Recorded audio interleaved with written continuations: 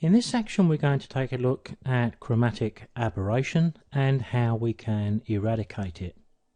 I'm going to use this image, so we'll open that up into the Develop module. Chromatic aberration is caused by the known distortion in our lenses, and it shows up as a coloured fringing around dark objects when they're against a lighter background. Now, when we see it, when we enlarge the image, we may think, well, it's only a small little fringing. Do we notice it? Well, if we're then going to manipulate the image and edit it and add extra colour, we can make things a lot worse. Let me look at this image. Let me increase the size of this image to, let's try 4:1 and see if that's going to be big enough. Let me drag the square down over the lady here. Now there you can quite clearly see the chromatic aberration around the lady taking the photograph. If we were going to use this image, it's probably on the cards that we would go to our basic tab and we would be doing some manipulation to lighten up that background, but nevertheless it still doesn't deal with the chromatic aberration. Now what we need to do is to go to this section here called Lens Corrections, and there's a few options in here. We're just going to be looking at one, which is the Color tab. What we have here is a little box and it says Remove Chromatic Aberration. Now it's pretty powerful, and most of the time it removes all of the chromatic aberration we can see. However, I've picked an image to demonstrate here that's remarkably bad. So let me tick and let's look at the job it does. Still pretty good, eh? But I also get the opportunity to do the same thing manually.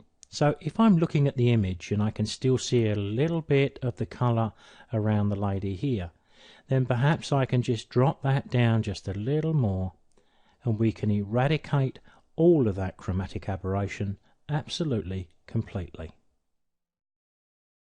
It all depends how damaging chromatic aberration is going to be on how we're going to manipulate the image. But if we remove it right at the start, then if we have to put quite a bit of colour into the image, we're not going to make things any worse. Here we have a completely different image, completely different part of the world, completely different lighting conditions.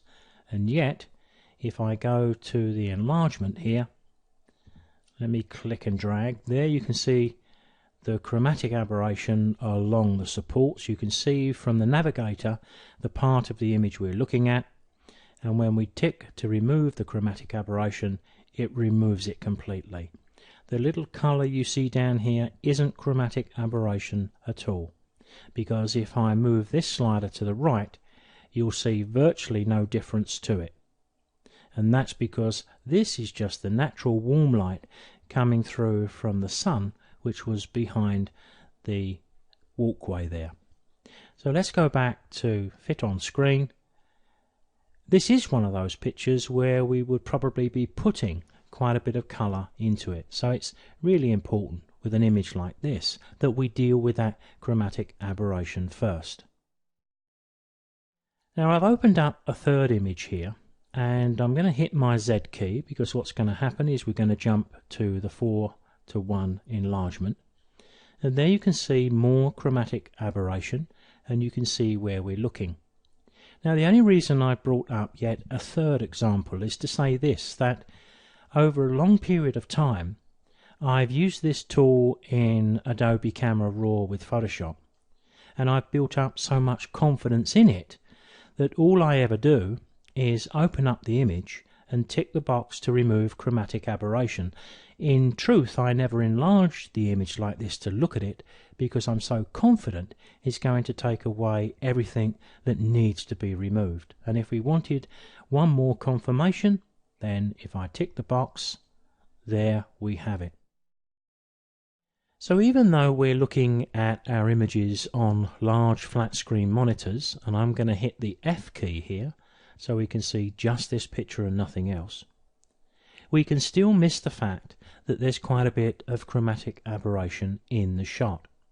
But we tend to notice these things a lot more when we print an image, and that can be very annoying because now we've wasted a sheet of paper, a whole lot of ink, and we've got to then deal with the chromatic aberration and reprint the image.